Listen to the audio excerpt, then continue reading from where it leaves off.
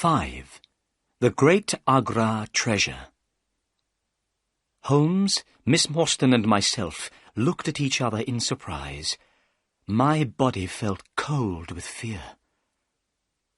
The same words, the sign of 4, were written on that strange note in Captain Morstan's luggage, said Holmes. What can it mean? I whispered. Miss Morstan turned to Thaddeus Sholto. Why did you send me the pearls? She asked. On the table, beside our father's bed, was a gold cup, Sholto answered. It was decorated with 6 pearls. Our father had told us that this cup was part of the Agra treasure. He had wanted us to share the treasure with you. So we found your address and sent you the pearls, one by one. That was very kind of you, Mr. Sholto, said Miss Morstan. Not at all, said Sholto.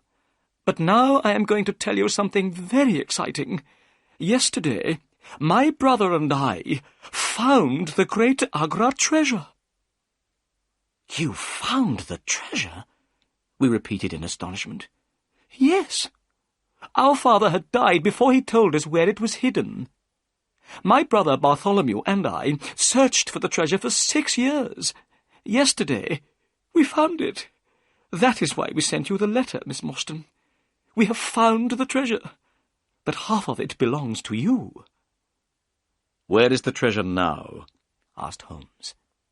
At my father's house, Pondicherry Lodge, replied Sholto. My brother Bartholomew lives there now. We must go there immediately so that Miss Morstan can see the treasure and claim her share. Bartholomew is expecting us. Miss Morstan, tonight you will be a rich woman. Miss Morstan was going to be very rich. I should have been very happy, but I did not feel happy at all. I had fallen in love with Miss Morstan, but I did not have very much money. If she became rich, I could not ask her to marry me. Thaddeus Sholto put on his coat. Come, he said. I have a cab waiting outside. It will take us to Pondicherry Lodge. We must not be late. It was a long drive to Pondicherry Lodge. The night was cold, and the moon was shining brightly. As we sat in the cab, Thaddeus Sholto continued to talk. Holmes, Miss Morstan, and myself listened. My brother Bartholomew is a very clever man, he said. He knew that the treasure was somewhere in the house. He had an idea. He measured the height of the house outside. It was 74 feet high. Then he measured the height of the rooms inside the house. He added the heights of the rooms together. The total was only 70 feet. There was extra space under the roof. My brother made a hole in the ceiling of the room on the top floor. He found a secret room. Inside this little room, the treasure chest was standing. Last night, I helped Bartholomew to lower the chest down into the room below. We opened the chest with a key which we found beside it. Thaddeus Sholto's voice became excited. Inside the treasure chest were hundreds of beautiful jewels, diamonds, rubies, sapphires, and many others. They shone so brightly that they hurt our eyes. Miss Morstan, the Agra treasure is really wonderful. But here is Pondicherry Lodge. We have arrived. Soon you will see the treasure for yourself. It was now nearly 11 o'clock. Pondicherry Lodge was a big house with a high wall around it. Everything was black and silent. There was no light except the moonlight.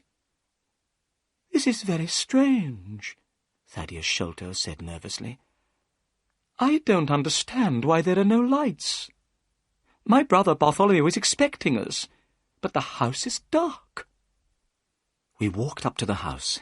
Suddenly we heard a noise coming from inside that great black house. It was the sound of a woman crying. The only woman in the house is the housekeeper, said Sholto. Something is wrong. We hurried to the door and knocked. A tall old woman opened it. Her face was white with fear.